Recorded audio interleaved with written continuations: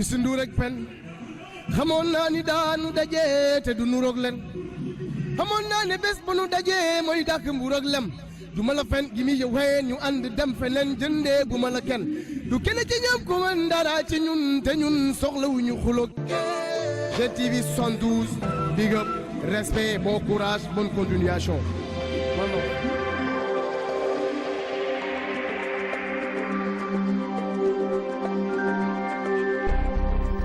asalaamaaleykum mbokk yi safo seetaan GTV 112 am mbégte bu baax a baax dalal leen seen All Music nag li ko tax a jóg ñu fas yéene wane talent yi nga xam ne déjà ñi ngi feeñ ci banlieue bi rawatina foofee ca Guédiawaye tey nag ñu dalal ki nga xam ne ndaanaan la ci côté Asiko wane na ci empruntem ci boîte yu bëri ba ci J hip hop wane na fa talent ba bientôt rek incha allah dinañ ci ñëw ci ay programme yu mu dëgmal waaye nag kooku di ki nga xam ne moom la ñuy wax Nabassa def lu graaw ci musique sénégalais def ko ci sargal sunu sargal ki nga xam ni Mariamou Sell mi wax ci moom ay son yoo xam ne déjà son boobu daf may frappé mais loolu yëpp dinañ ci ñëw tey ñu dalal ko ci All Music Jean Paul ñu gën ko xam ci Nabassa ñu bàyyi la nga nuyoonteeg téléspectateur GTV 112 ñu gën ko xam ci Guédiawaye TV waaye nag ñu dalal la ci plateau All Music ñu bàyyi la nga nuyu teg téléspectateur yi. hey salaamaaleykum maa ngi dellu nuyuwaat téléspectateur di leen laaj loo leen ne Nabassa biir GTV hey ma xaali kan mooma taal ñu gën ko xam ci DJ Jamra tey dinañ waxtaane lu bëri nee leen teew na salaamaaleykum. maaleykum salaam Nabassa di artiste boo xam ni man dama apprécier liggéeyam li tax ma apprécier liggéeyam parce que technique de musique bi muy def loolee danañ ci ñëw danañ ci waxtaan mais Nabassa tur bi man laay njëkk a laaj avant ñuy waxu ci nga jaar ci musique lan mooy Nabassa ak ban xeetu làkk la. Nabassa njaago la man ci qualité yow xam tu sais bien que man je suis manjaak waaw sama yaay njaago la sama papa njaago la léegi Nabassa nag boo ko déggee mooy turu caat quoi caat waaw koo xam ne moo mujj ci famille bi mu la ñu woowee Nabassa ñun ci ñun njaago quoi en fait. yow yaay caatu kër ga. maay caatu kër ga. loolu lu ma xam la. parce que gis naa ne yaay caatu kër ga. mais Nabassa man da nga ma bett ci musique. musuma yaakaar ne talent bu mel nii mi ngi sama côté ma fréquenté ko. yar ko daanaka ñu nekk benn koñ. ma nekk sama frère doon ànd ak sama frère tey man. musique nan la ñëwee ci yow déjà naka nga ñëwee ci musique waaye musique naka la wuy si parce que man dama ni talent bii ma gis nii yàlla da cee dugal loxoom muy don de Dieu tey lan moo la fa parce que li secteur xam naa ni secteur bi lay wër aar la musique la culture urbaine fréquenté ngañ soog ba toog nañ ak rappeurs yu bëri ay artistes yu bëri mais mosuñu woon gis nga focus ci musique nga def ci dara tey lan moo tax musique bi si la ak nan fan nga jëlee musique bi. musique bi tout d'abord boo xalaatee boo fàttali ko dama am ay frères yoo xam ne ñoom dañoo yàgg a bëgg musique amoon na ci ndigay suy bale waaw ay ñoom soirée ay ñoom Manu tu vois ñoom Cuuj ñoom Volcan tu vois ñoom ñëpp dañ doon fréquenter ak yow mi sa jëm bopp dañ doon fréquenter li nga xam ne moo di musique beneen bi ci topp mooy que bul fàttali ko ay les frères ennemis Xumaan ak Bibson si yow lañ ko doon découvrir à travers sa shop bi nga amoon digg waake naan digg baalaay tu vois musique artistes bëri doon la côtoyer comme du genre ay Pinal Gang tu vois ay Mauvais Esprit même ci kii Rapata Daddy Bibson Mauvais Esprit gaa yëpp tu vois ay nit doof ay Daddy bi comme ni ko waxee yaa ngi fàttali xarit yi waa tu vois volcan waa tu vois yooyu noonu xam rek des fois tamit garant jékki-jékki dem matinée ay fonana indil ay kasetu coupé décalé tu vois yooyu noonu yëpp ay di jaarafat jamono jooju sax focus suñu woon ci musique parce que ñun football lañ daan def man loolu ma jaaxal quoi jamono jooju man Jean Paul dama gisoon da nga nekkoon un consommateur mais gisuma sax ngay foyee musique non football laa doon ëpp li may def te football laa bëggoon te football laa mënoon waaw moom laa mënoon ko laaj Nabassa la naan kii football kat la comprends nga du artiste quoi léegi nag à travers mon église ma leen di nuyuwaat de passage mooy service d'accueil bu Saint Abraham ma ci doon ànd ak bu Guédiawaye ma ci doon ànd ak samay frères yu bëri ñoo xam ne tey jii nii ba tey man ak ñoom ñu ngi ànd dara ñaawul tu vois muy tey ñu dem ba gis benn groupe tuddee ko muy taakoor yi fa lañ doon jël ay goursu nag di fooye li nga xam ne moo di asiko ok ba ñu doon fooye loolu nga xam ne moo di asiko léegi ñu dem au fur et à mesure ma amoon benn groupe boo xam ne tey jii nii daa amoon ay tubaab Régie dencal leen ma affiche bi la ñu mujjee wax dañuy waxtaan tuuti ci carrière am parce que carrière am sama play léegi ba ñu ñëwee nu mu tudd comment dirais-je ci paroisse bi doon fréquenter gars yi commencé fooye ay góortu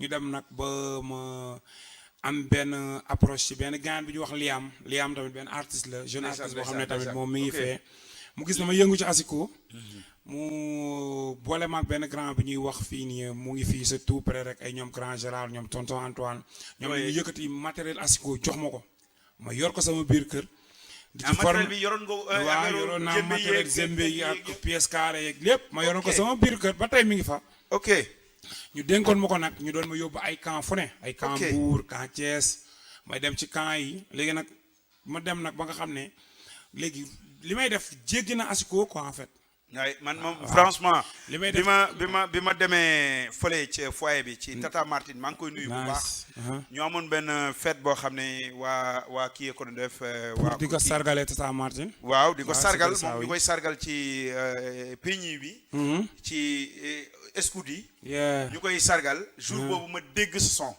avant loolu sax am na ku ma wax ne ma xaali déglul Jean Paul temps yi mi ngi ràññee xaw ma Cheikh Ndiaye la xaw ma mais foofu laa njëkk a gisee ci lu garaaw mais man li ma dégg moom dépassé na asiko non dafa dépassé niveau asiko parce que dañoo demoon bañ commencé jouer bañ commencé ànd ak waa Young Life di commencé def affaire bu Young Life c'est quelque chose bi nga xam ne la vie des jeunes maanaam tey dañuy ànd ak yow maanaam nga nekk xale ñu indi la seen côté wana la nan maanaam nit ki mën nga foo quoi te doo tooñ yàlla suñu borom doo mooy lay jàngal sa diine comprendre nga jàngal la lépp ci église bi la ne loolu maanaam dépendrul ci église bi ça dépend ci kuréel la quoi que tu sois musulman ou que tu sois chrétien ñoom saa yoo leen yegsee mais de 90% mën naa la wax base bi catholique la quoi parce que c'est des comment dirais-je c'est des américains yi nga xam ne tey jii nii ñoo ngi fële au niveau des étrangers ñoom France moo xam fan ñoom ñoo international la quoi lu international fa laa tàmbalee nag commencé former ay booy ñu dem ba ma xam ne man amatuma temps ak liggéey bi tu vois affaire yooyu noonu après ci laa arrêté noonu la demee quoi fa la carrière bi commencé exploser nga commencé organiser mais dama ci gis professionnalisme parce que déjà man damay gis benn xam nga man beatmaker laa woon ingénieur de son laa woon nekkoon ci studio bu ñu tuddee Black House Record ba léegi mi ngi existé bientôt xam naa seeni studio bi dina pare ma gisoon ci yow booy seet xam naa le fait que nga fréquenté ay suy bale fréquenté lu mel bataillon blindé fréquenté lu mel ni mauvais esprit loolu du ñàkk nga mën technique yooyu mais damay gis sa biir couplet Nabassa bi suñ ko tegoon léegi xam naa régie après dinañu ko tegal mooy bi ngay woy Sainte Marie Marie mu sell mi woy naa ko ñaari yoon bi koy woy nga ko ñaari yoon mais bi nga def cover yi son yu sundur bi boobu dafa toj cover boobu moom dafa yéeme boobu man dama ko déglu après ma woo la téléphone ne l'exemple yaa def lii nga ne ma Nabassa def lii donc ma gis ni loolu talent bu graaw la technique de musique bi ngay def parce que dafay da ngay laal am tuuti goût asiko mais professionnel yi jox la jëliko tu vois xamante man dama amoon habitude maanaam su ma demee comme ni ay xawaare wala ay soirée ndax ñoo ngi kër liggéey ngir mari léegi ñoom bu tegee nañu yombalal leeri naa ko jàppandal te gu ngeñu boppam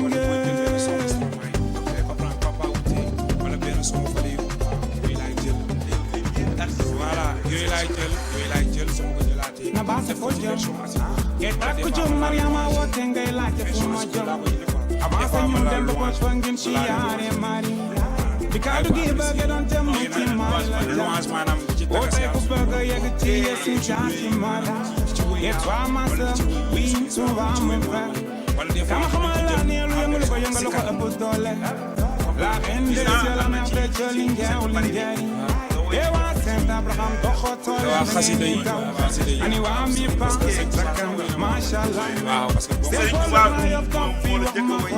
waaw voilà noonu la demee nag Oui.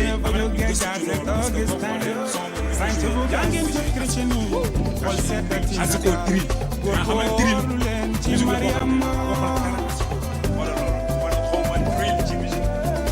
waaye keneen ku ko xam mais léegi gars yi drill boo xoolee man na génn nuro Mariama la wéré di jox la ci ay maanaam genre technique boobu noonu muy def maanaam son bi ni muy demee comprendre nga comprendre maanaam drill boo ko déggee ak yeneen bi ci laa jëlee format bi tey damay prolongé ba zone sud jëli waa Chambon Vélingara Matam Kédougou ànd na waa Saint-Louis dem Fatick Kaolack ànd ak la zone Casamance gaal Mbuur géej di wéy càmbadong ba biir Popenguine man jaaral na ma yor tamit na la ko jaaral muy marché di ñaan di wéy ba biir Popenguine lépp luy coono gis wala naka jox nga ñu ko yaa yeggeel ñu ko ci sa doom Yeesu Kristo keroog ca croix ba Yeesu xool Maari ñi ko sa doom maa ngi ñi mu dellu xoolal taa ni ko yow Zaaye Zaaye moo tax ñu juutu dem ba Mali la mi wax nga dugg ci xasida borom Tuuba jàngeen ci chrétien yi xol seddati na daal góorgóorlu leen ci Mariama waaw si ko da koy dégg par force man na génn nuroo Mariama la nu jox la jëli ko ba man technique bu ma ci jëlee malal à travers malal taala benn projet boo waaye xam ne ne fis waaye ne Grand Dakar Yoff waaye ne Kër Massar waaye ne Pikine waaye ne Plateau Médina Sakku Siyaare Mari oh Nabassa oh na kan mooy Nabassa mu ne ma Nabassa bi may wax sax waxuma comme si ka xam naa la mu ne ma am na benn artiste bu nekk Géejawaay ñu koy wax Nabassa mi ngi def ci musique loo xam ni créé na ci musique loo xam ni maanaam moom bu lay déglu day taxali kook sagoom baax na nga invité ko ñu may jeunes yi talent ma ne ko loolu sax mooy all music bi ñu teg mooy dañuy bëgg a indi ay styles différents de musique culture urbaine mbalax jazz reggae funk donc lépp luy afro ak ñu dugal ko ci biir sunu émission mais man Jean-Paul man xam nga lan moo tax nga jaaxal ma xam nga bi ma la wooxee téléphone yow xam nga ni Maxaali xam na musique quoi non lu mu gàtt xam naa tuuti musique quoi mais ni ma waxee ak yow yaakaar naa am na loo ci jàng non lu bari li ma waxee ak yow lan laa wax ak yow dama aalu ci affaire bi waaw noonu nga da nga wax ak man xool quoi xool laa wax ak yow waaw, après ma jël son bi def ko statut après nga nga partage très rare may def loolu nice. xam nga loolu li tax ma def ko mooy dama jël son bi ma partagé ko pàcc maa ngi koy nuyu di ko jaajëfal pàcc nekk RTS 2 nekk ñu daje Casamance mu def liggéey bu excellent ci sonorisation dafa yor sonorisation boo demee Casamance képp kuy yëngu ci wàllu lu jëm ci musique wala ci culture musique bu mu mënti doon ci soirée DJ pàcc gars yi xam nañ ko foofu pàcc bi mu ko envoyé son bi ma ne ko déglul son bi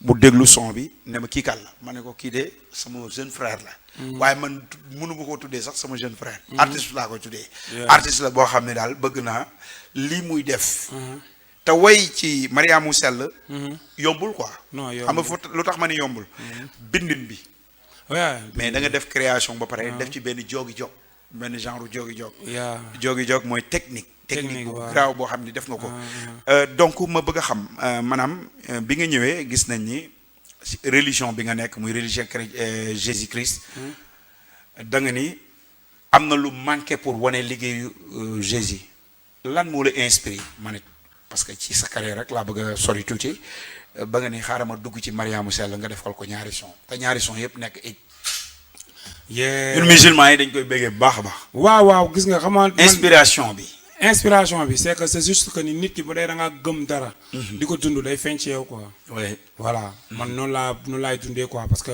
man du ma ne bëgg naa musique dama ko jàngi non damay dem xool gëstu su ma nee bëgg naa Yeesu Kirist dama koy gëstu ndeysaan dama ne bëgg naa Mamari tamit dama koy gëstu bu baax parce que le fait que man musuma bind ci Yesu Christa bala way ko pare pour ma way leen a cappella moom moo ci gën a yomb. léegi kon defal ñu benn affaire bu ndaw avant ñuy dem ci son yu grave yi. non parce que man tey jii nii su ma neexee ne maa jël sama bopp man dénk ko Yesu Christa boo mi joxee bopp. waaw ngir baatam. tu vois yooyu noonu du genre maanaam. non demal non franchement da nga aay. parce que ton bi ngay woyee. comme autotune. comme ku ñu autotune voix bi wala ñu vocodeur. man big make-up bi may liggéey sax boole. moom du sonn du sonn sa musique. oh non moom du sonn parce que moom danaan nabaasa yow waroo dem fenn di laaj autotune bu ñu la ko defaral. oui kenn du la ko defal man moom su ma doon arrange sa son soxla ma autotune xam nga lu tax. parce que yow da nga am autotune sa autotune du naturel bopp quoi. moo xam ne da ngay vocoder sa voix nu mu la neexee ah. naas noonu la ma ngay nuyu de passage Karim. Rimka borom Mariste. maa ngi siyaar waaw. non dama ni maa jël sama bopp man dénk ko Yesu Christa. merci moo mi joxe boppam ca croix ba ngir samay bàkkaar su ma ko toppul frère xaw ma man kan laay topp. yeah that's true that's true Jean Paul mais Jean Paul man dañuy teg benn son. dañuy dem régie ñu dem teg son Jésus bi. ñu déglu ko bu fekkee mën nga ci a cappella teg ci dara sax mu gën a neex. parce que yoon bi nga def ko semi live. yoon bi waaw. waaw yoon bi. waaw yoon bi. régie bu fekkee yoon bi baax na. parce que yoon bi dafa am benn astuce bu ci nekk boo xam ne nit ñi bàyyiwuñu ko xel. son bi moo tudd yoon bi. son bi daa am yoon bi maanaam dama jël turu Yesu Christa yi wari ko A ba Z maanaam jël A B C D. yow rek ma naan A ma wax la li muy tekki nga ne ma B ma wax la li muy tekki nga xuma C ma wax la li muy tekki. ok tu vois xam nga loolu.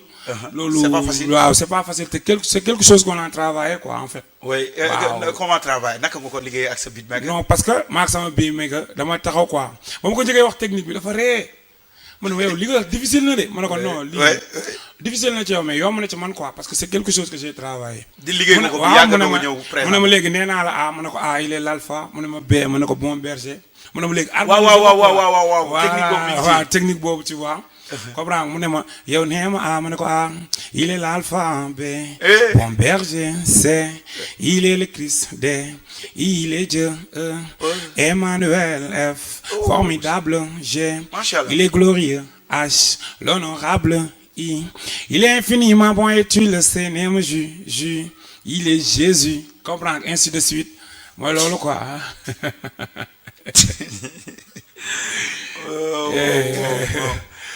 talent dafa baax ci artiste quoi xam nga lan mooy artiste xam nga lan mooy artiste mooy ku créer. déjà sa bind rek da nga ci créer. non damay donc may wax Sénégal il faut que ñuy bàyyi xel ni. artiste du ñëw jël ay son jàmbur roy ko rek. artiste du ñëw rek neex baat.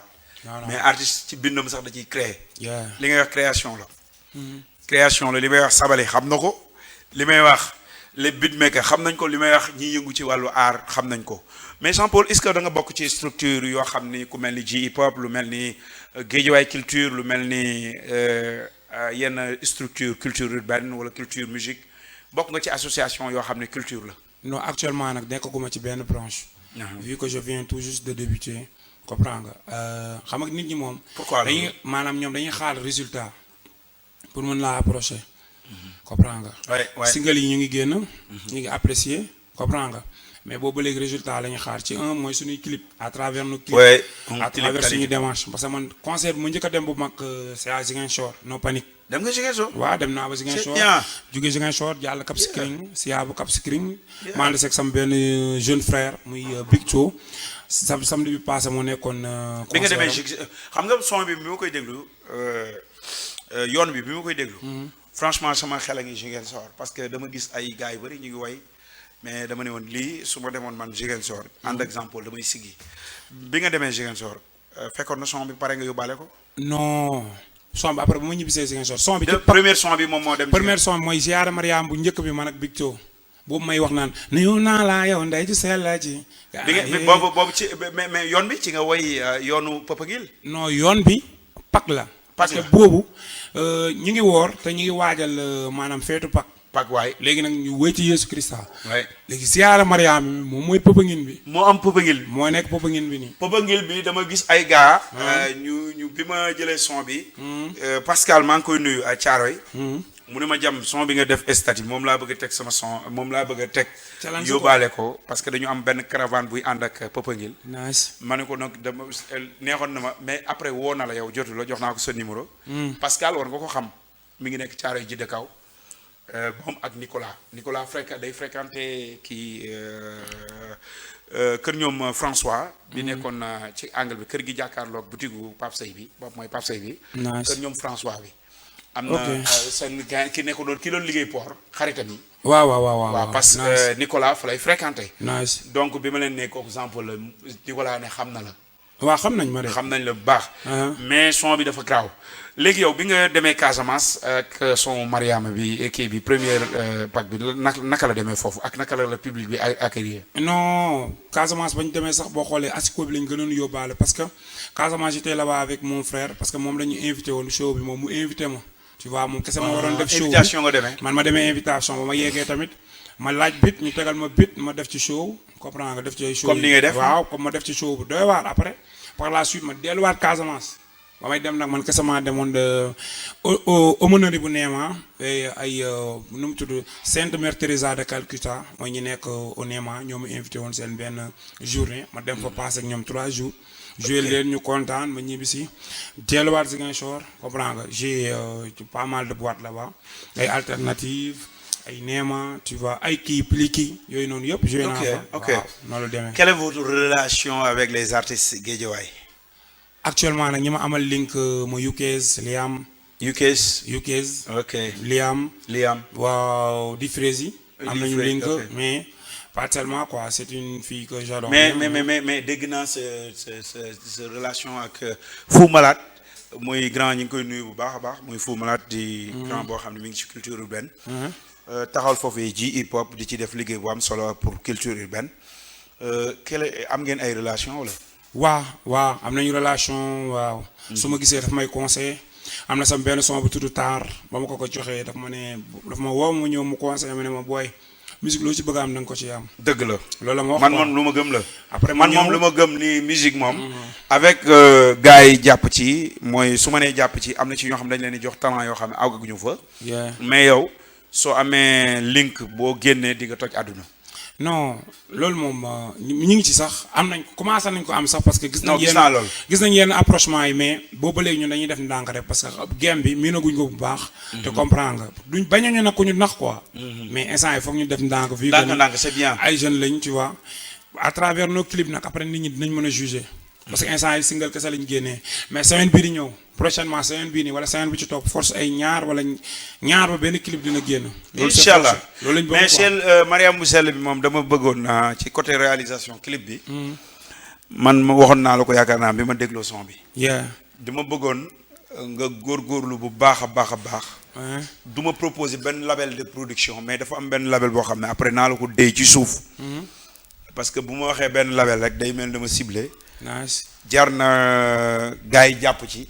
label boobu def ko parce que son bi ni nga ko woyee c'est pas facile une amateur maanaam benn réalisateur buy taqale def ko parce que technique bi nga liggéey ak son bi qualité bi ak musique bi boo amee oreille musicale di nga xam ni son bi job nga ko beatmaker bi def na devoiram waaye yow artiste bi def nga sa devoir ci côté plume ci côté technique donc loolu maa ngi lay ñaan yow Jean Paul ak staff bi nga àndal yépp man sax ci staff bi laa bokk mais li may wax mooy fexeel ba clip bi nañ ko réalisation bu jaar yoon parce que clip boobu son bu amee xam nga clip li ci gën a bon mais di nga am talent def son bu nice clip bi ñëw wàcce ko parce que duñu mën a valoriser sa voix yi duñu mën a valoriser la plume bind bi donc loolu daal maa ngi lay ñaan bu baax a baax bu ñu moo ci mënee bàyyi xel donc kañ ngeen jàppagum ne yéen a ngi ci normalement clip bi dina génn clip yi actuellement jot nañ cee wax ak ay gars.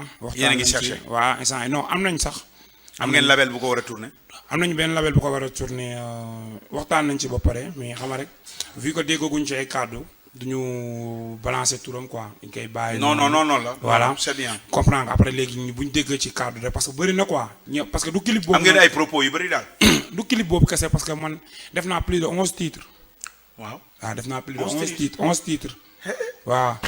xam naa ni gars yi ay Mariam rek lañ ciy dégg mais ku ñëwul ci li may waajal nii. waaye.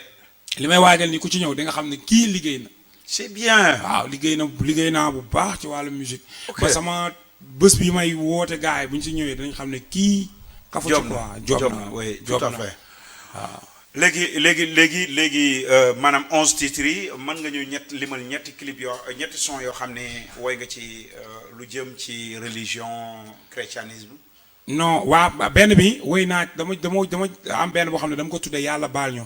yàlla baal ñu parce que may ñu si tuuti a cappella. parce que boobu maa ngi duggee ne suñu baay bi ci kaw asamaan na sa tur sell te sa nguur na dëkk lu bëgg na am ci suuf nekk ci kaw asamaan te may ñu tey suñu dund bés bu nekk baal ñu suñuy tooñ naka la ñuy baale ñun naani tooñ te bul ñu bàyyi ñu tàbbi ci wëlis wante musal ñu ñun ci lépp lu bon su kat suñuy ci sa kanamu loote taalal suñuy loxo ne la ko génne ñu ci lépp lu bon. merci waaw léegi ñu dem régie Abdou bu fekkee baax na nga jox ñu. kon jox ma Mariam. datina daal góorgóorlu leen ci Mariam.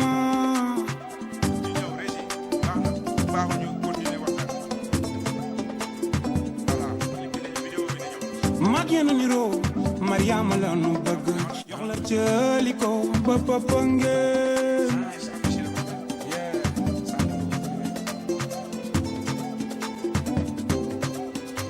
ndax ñoo ngi kër-këri liggéey ngir mari nañu yombalal leeri naas ko jàppandal te gunge ñu ba ngeen.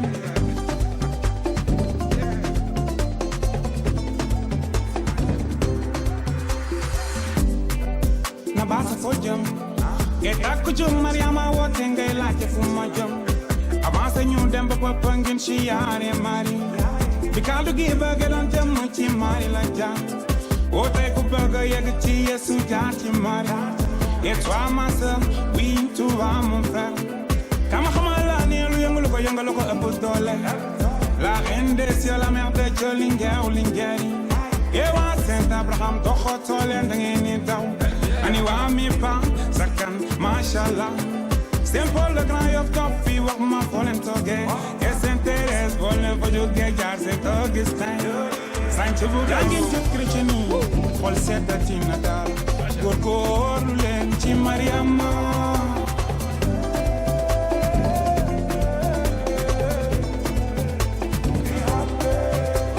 man ak yéen a nuroo Mariama la nu bëgg jox la jëli ko ba ngeen.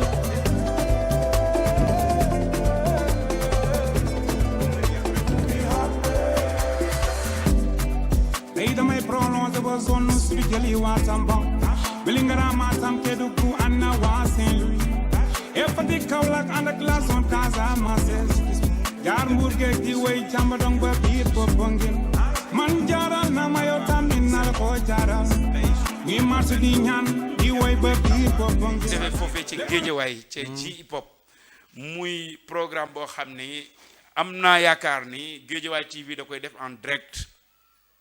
non noonu lay demee sax. donc dañ koy def en direct yaakaar naa ak buñ ci d'accord ak Ahmed Thioy le directeur du Guédiawaye TV donc léegi programme boobu man sax xam nga lu tax yàkkamti wu ma ko woon pour mu am dama gis ni bu son bi wëroon àdduna doo ko defee ci hip hop du fa xaj xam nga lu tax suñu mbokku njaago yi dañuy sot waaye son bi ñun musulman yi dañ ciy gis suñu bopp. non nice. man waxuma bi ngay tudd xasida Serigne Touba yi de. man loolu xam nga kañ laa ko déglu. bi ngi ciy wax xasida Serigne Touba dernier maanaam déglu naa ko ay fan. fii dañ ko doon teg tout le temps. dañ ko doon teg tout le temps. ci internet fii dañ ko doon teg ci machine yi. di ko déglu mais technique bi moo ma jaaxaloon. mais kañ laa bàyyi xel ne way nga ci Serigne Touba xasida mi ci woon. jour boobu laa gën a kontaan. déjà mu nekk son bu nice. léegi ci programme bi ñu jëm.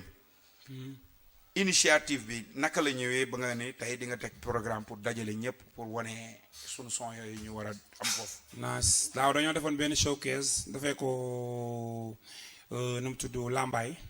Lambaye ñëpp xam nañ ko ex Lorana. may nuyuwaat Pascal. boîte bu yàgg. waaw di nuyuwaat Pascal borom Lambaye. di ko Pascal moo yor Lambaye.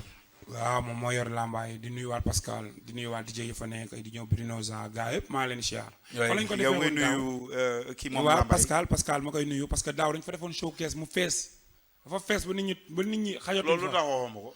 non parce que xam nga rek daaw xel day fatu. oui ak concentration bagage yi. waaw après ñu def ko fa nag mu fees dell sama jarbaat bi Cécile ndeysaan mi instant yi day daa liggéey day liggéey ci événement bi ma damay tiit sànq moom ma doon woo ñu téléphone. waaw daa mel gis naa ko ci affiche moom nekkul ci affiche yi sax. kooku du Cécile. Cécile ban la yow. Cécile doomu Antoinette. waaw kooku da cee war a liggéey kooku bu liggéey ñu noq. instant yi day liggéey ci programme moom man damay tiit. ndeysaan. kii ngay gis ni ci affiche bi Rako Cécile la. Rako Cécile la. Rako Cécile ñoom ñaar ñoo bokk papa. ndeysaan Timi nga borom Grand Yoff ma koy woo ci bés bi. mais affiche yi dama ciy gis kenn ku ci nekk dafa am affiche boppam. mu ji marraine yi la. ah marraine yi. daa am marraine am parrain. ak parrain. am ay invité d'honneur comme Arouna Seye. mais sa patron. sama patron. oui Arouna Seye. oui macha allah. ay Karim Ñing ñoom ñëpp samay ñoom Ngañ Demba ñoom ñëpp. mais foofu léegi yow inspiré bi après ñu ñëw ci parrain yi. waaw noonu la demee nag parce que. da nga toog ba si yàgg. bañ demee foofu def ko nag pour fees.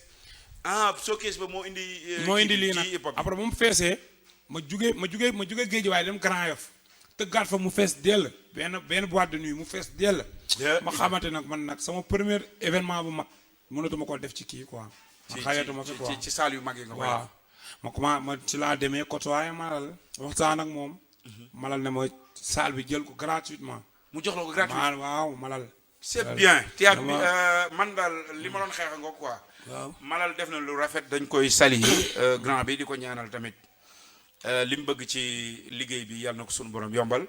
donc bi mu la ko joxee après ban yëg-yëg nga am. après ba ma ko joxee waaw ma xam ne daf cee wax kay kàddu yi doy waar mu ne ma. tu as une fois travaillé avec nous tey maanaam liggéey nga ak ñun te laa yoo ñu fukki dërëm léegi nag. waaw lal bi da nga koo saal baa ngi noonu mu ne ma bëggoon naa la jàppale ci lu bari mais actuellement ko tu vois dañoo nekk ci rénovation ji bi. tu vois moo tax instant yi nii ma ne ko non garaawal man salle bi kese c'est bien ah. salle bi kese soxla naa ko mu jox ma salle bi nag gratuitement moo koy. te salle bi boo ko doon jël lu mu gàtt di nga génne xaalis bu bëri. waaw di nga génne xaalis après ci laa ko. te fan yii fa laay répété gratuitement. ah c'est bien waaw fa laay répété su ma demee gars yi jox ma sa répétition bi daaw démb rek fa laay doon répété. c'est bien yaa ngi ciy gis sa bopp te yàlla na ci ñëpp gis seen bopp. non instant yi moom donc Malal ñuy saluer ak équipe bi nekk ji. grand Gabou ñuy jaajëfal. grand Gabou ñu ngi ciy liggéey tam liggéey bu Gabou waaw Gabou bu leena ñu ngi koy jaajëfal bu baax sunu grand la tam ñu ngi koy jaajëfal Gabou ñu ngi koy jaajëfal waa ak waa ji bi yëpp ñoom ñëpp maa ngi leen di siyaar ñu ngi ciy non lii xam nga lii affaire waxuma sax Géejawaay mais banlieue bi Grand Yoff fépp ñëpp war a jàpp ci Nabassa parce que Nabassa ci quartier bi lay juddoo fi la amee métier fi la liggéeyee fi la defee léppam kon yow ñëpp war a jàpp léegi après ñu dem ci parrain yi parrain yi balaa parrain yi sax damay remercier waat Arouna Seye yoo lan la ci def na ci lu doy waar sax waaw yàlla na ko yàlla may jàmm betteelu garaaw am moom sama grand frère la ndeysaan sa grand la way te man tamit c'est quelqu'un koo xam ne tey jii nii chaque jour que jëfee fi ñuy joob maanaam mu dañuy waxtaan yaa ngi foofu ba léegi fa laa nekk ba léegi macha allah ba suba fa laay nekk ndeysaan chaque jour on parle de beaucoup de choses daf may pour muy leer kaalaama yi ngay dégg nii ma koy waxee nii sax moom ci la bokk ndeysaan dañuy toog di waxtaan ci wàllum olof may dégg moom te moom des fois day jékki-jékki gis ma yor benn feuille ñu waxtaan ba pare ma bind mu naa ma xanaa li son yi la moom xamul ne moom ci moom laay référé wu di bind dafa neex nag ak voilà waaw te moom grand bu neex la waaw ci waaw moom boo toogee ak moom zéro stress dafa bëgg ambiance waaw te moom dafa bëgg àddina tu vois moom bëgg ambiance mu def ci benn liggéey bëggul kenn nekk ci stress non moom Arouna Seye bu sañoon chaque jour nit da ngay nekk ci jaamu waaw parce que moom mooy loolu quoi moom boo ko naree xañ jaamu mu xañ la jaamu moom il est comme ça tu vois moo tax maa ngi koy nuyuwaat di ko parce que pare la ak sama xarit jabaram ji ñaari ci soxnaam yi waaw Ndey Joono ak Aysatu way yàlla na yàlla defal jàmm ñu doon ay nit ñu baax tamit ak doom surtout Aysatu moom laa gën a yeb sax ka Ndey Joono Ndey Joono laa gënoon yeb mais léegi Aysatu laa gën a yeb te loolu ron dañalu ma ko Aysatu dafa sedd nag waaw te moom sama gànnaar Ndey Joono dama koy war na koy yambar nga yow tu vois ñi ngi déggante ci WhatsApp bu baax a baax ma loolu léegi nag ci événement bi ci loolu lañ ci liggéey ci staff bi comprends nga liggéey ci maanaam ci wàllum parrain ak marraine yi parce que képp kuñ ci wone la diw dañ la bëgg a parrainer wala dañ la bëgg a marraine doo bañ Nabassa sa bës suñu non yow ñëpp la ko yéene damay jékki-jékki sama téléphone sonné ma xool benn nit yónnee ma benn somme maa ko def ci xew bi tu vois billaay barki Yeesu Christa maa ko def ci xew bi macha allah wuloon sax soutien laa ko jox mais li ma defaral man man maanaam xam naa ne moom mën na lu ëpp loolu ci man te bëgg na ko ci man. non Ron. waxuma ngir dara damay wax rek te yàlla rek tax. engagé ci pour koñ bi lu ñu doon def ci koñ bi da ciy génne doole dugal loxoom ba mu dugal ci loxoom wane ci boppam te da doon nëbbatu maanaam su ma nee wane ci boppam wane ni moom ci koñ bi la bokk saa yu ñu def dara bu ñu ko waxee dara mu génn ñaata la mu joxe pare saa sax da daan bu leen laaj kenn bàyyi la ma joxe donc loolu moom lu rafet la te yow it ku reconnaissant nga non yi gis nga nit teraangay àdduna bu fekkee nit ki xañu la ko ngay liggéey ak moom boobu ba léegi dara ñaawul loolu dañ koy rafetlu léegi léegi ñu demaat ci yeneen parrain waaw marraine yi waaw parrain yi parce que da nga leen tudd de boo leen tuddul gars yi dañ non parrain yi dañ leen di tudd dañ leen di pour les mousquetaires sama gars yi waa Auguste yi waa Trésor Ndiago Trésor Ndiago koñ ba lañ dëkk xale yu ndaw yi ñoom Auguste ñoom màgg léegi booy ñoom Auguste ñoom Birame ñoom ñooy def kermesse bi ñoom ñooy def kermesse sa tabaski ñoom sax bàyyi nañ def kermesse léegi xale yi ñoom seen rakk yi génération ñooy loolu laa dégg affaire bu rafet léegi ñoom maanaam affaire bi daa am soutenté quoi tu vois waaye noonu la léegi ñoom tamit boo yee ba jël waaw marraine yi tamit Khoudia Diminga ndeysaan Rose Toulonnaise ouais Coucou la joie tu vois gars yi ñoo ñëpp ay ñoom Virginie Préra ñoom ñëpp comprendre nga am na ñoo xam ne sax tey jii nii kon Irène Mayel kooku sama yaay la waaw te moment antu tamit tu vois kon ni ma ragale woon sax kon ni ma respecté woon sama yaay ragal ko léegi moom daa mel mooy sama yaay bu ndaw moom daf may contrôler di matin wu midi wax na dëgg te lu mu waaw tu vois te lu mu man mosul wax ma ne ko déet lu mu wax dama ko naan loolu la ñuy def mënuma ci dara ndeysaan amoraa nga même Monica tamit Monica mi ngi ci staff bi di ci def tamit benn liggéey yoo xam ne mooy keroog ñu daje kaas ba waaw noonu la daje kaas ba ndeysaan ñoom ñëpp mais ñoom volcan yëg nañ ko non ñoom volcan yëg nañ ko ay ñoom xamee yëpp yëg nañ ko oui tu vois xam nga ñoom old school lañ koñ ba daa mel ni gars yi jënd nañ VIP yi ba mu jeex tax ay ñoom Samba ñoom Cheikh Ndiaye ñoom Daouda Cheikh Ndiaye nag cible koo wax dara naan cible la non ñoom boo la wax dañ naan ñun duñ dem gétt bëy ñoom dañu naan ñoom VIP lañu jël VIP jeex na sax VIP man ana sama VIP non yow boo ñëwee da ngay wala man maa ñëw ci liggéey yow da ngay ñëw ci liggéey bi maanaam couvrir événement bi kenn lépp oui tout à fait waaw noonu lay demee nag pourquoi pas dañu indi régie waaw teg na le def ko en live en direct noonu lay demee mais gars yi da ngeen di ñëw su ko defee ñu am interview jël gars yi waa koñ bi lan lañ xam ci Nabassa non pas yaay maire yooyu kay mention spéciale quoi parce que ba ci ñu ngi ciy jàpp nag waaw bu dul mais naka nga def ak le maire de la commune jàpp na ci non le maire de la commune nag approché bindoo ko en fait non binduma ko mais da nga ko waroon bind waaw dama ko waroon bind parce que c'est quelque chose comme bindoo ko moom ba heure bi da ngay Pape Sey laa gisoon mu nekk ci benn liggéey boo xam ne je ne voulais pas le déranger parce que tabaski jege si woon na tu vois pas grand Pape Sey bëggoon naa ko dem jege ko ñu waxtaanee bis bi mais weesuwul demal da nga wax ko Pape Sey moom xam na la ci koñ mi nga dëkk non woo naa ko dem waxtaan nañu mais tey mu jógee fii damay dem seeti ko incha allah vu que j'ai beaucoup de rendez-vous maa ngi jégalu ci temps bi ñu perte non loolu amul solo yàlla baax na liggéey moo ko laaj quoi tu vois te ñoo bëgg a siiw ñoo bëgg tamit nit ñi xam non da ngay siiw yow parce que déjà li ngay def moo war a siiw jam liggéey musique bi li ma ci liggéey nii amul laa la wax benn artiste boo xam ne tey jii nii mën naa taxaw sax yow def ak fit ngay gis benn affaire boobu bu manqué maanaam ci wàllu musique bi déedéet non man déglu naa la quoi léegi Jean-Paul tey bis bi la kañ la bis bi le 6 la le 6 juillet waaw samedi bii ginnaaw suba tey on est jeudi waay vendredi samedi incha allah ñu ngi woo ñëpp te xam naa ne ñëpp dañuy ñëw Thiès ba waa Thiès ñëppay ñëw waa Casamance waa Thiès waa Calcio bi ñoom tamit ci parents yi lañ bokk ndeysaan waaw donc le thème du jour lan la thème du jour bi lan la ngénte la ngénte caat la ngénte caat gars bi ñëw dañuy yor alay laax man samay jóg samay dugg si damay yor sama boolu laax di seex di teen sama micro indi culture indi cosaanu njaawul dëgg laa indi prem taw bi sax laa indi cappala laax bi du ñëw léegi prem taw lay doon prem taw léegi changé nañ ko prem taw prem taw bi la ñuy daale waaw mooy loolu donc affaire yi daal mu ngi noonu Abdou ñu ngi lay jaajëfal bu baax a baax mais Jean-Paul xam naa ñu ngi ci fin émission bi tey lan ngay tàggoo lan ngay ñuy may ci benn acapella boo xam ni dañ koy booleeg programme bi parce que programme bi moo nekk ci suufu bannière bi noonu di rouler muy Nabassa incha allah le kañ lay tombé le 7 le 6 samedi la incha allah le 6 lay doon le 6 entrée ñaata entrée prévente yi 1500 la 1500 les jours yi mooy 2500 jours yi 2500 VIP 5000 VIP 5000 te VIP jeex na VIP yi jeex na. mais dañuy créé waat VIP. am na ku bëgg da ngay. waaw VIP nag foog gars yi créé waat ko. sax na ko gars yi créé waat yokk. mooy loolu quoi. macha allah. waaw. léegi lan ngay wax ci programme bi yan invité artistes ñëw ciy ñëw.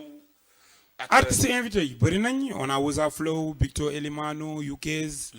tu vois MC Ko Black Blood du Frézy. waaw.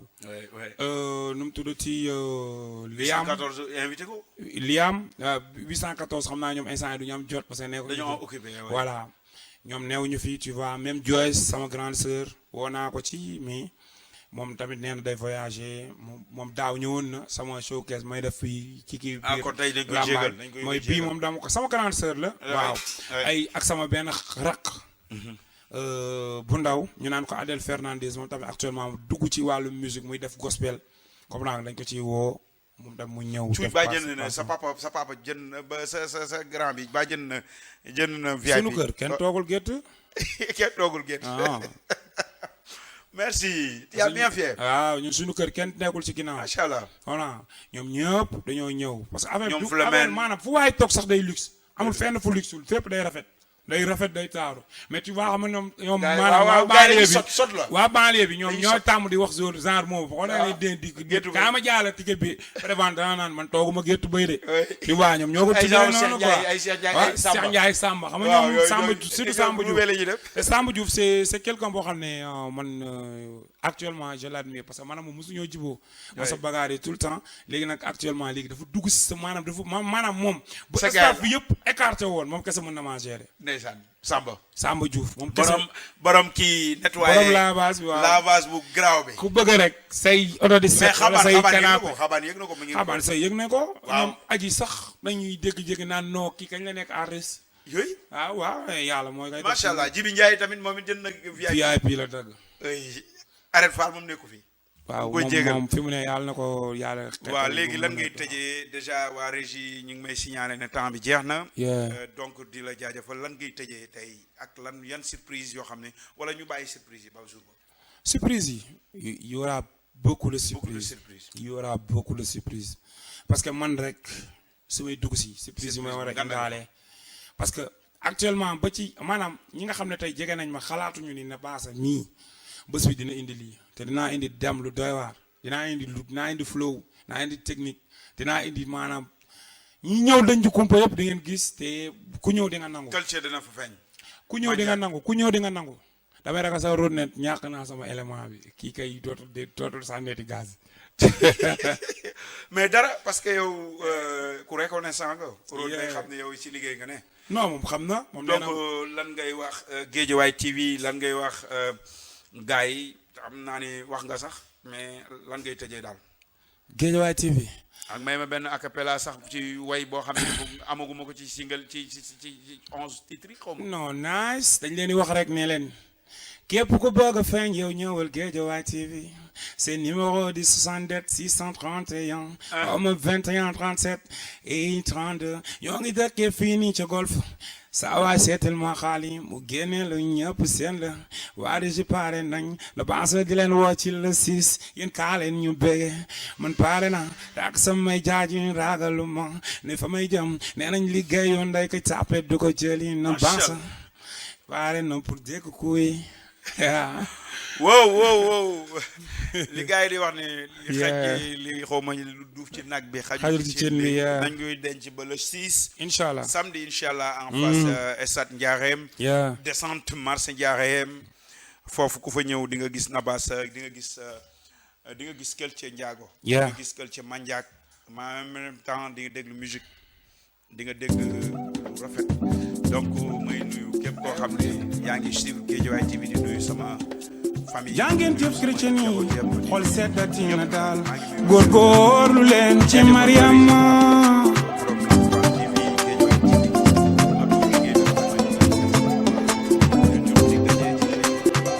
mag yéen a niroo Mariama la nu bëgg yox la jëli ko ba ngeen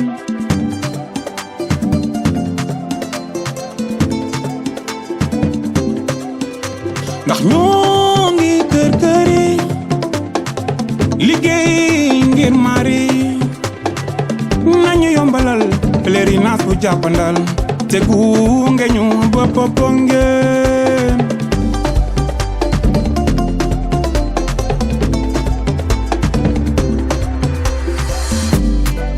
na baasa foo jëm ngay takku jóg Mariama woote ngay laajte fu ma jëm avancé ñu dem ba Popenguine ci yaare mari bi kaddu gi bëgg doon jëm ci mari la jaar o tey ku bëgg yegg ci Yesu jaar ci mari et toi ma sœur oui toi mon frère kama xamal la ne lu yëngu ko ëpp doole la reine des cieux la mère de Dieu Linguère Linguère et waa Saint Abraham doxotoo leen da ngeen ni daw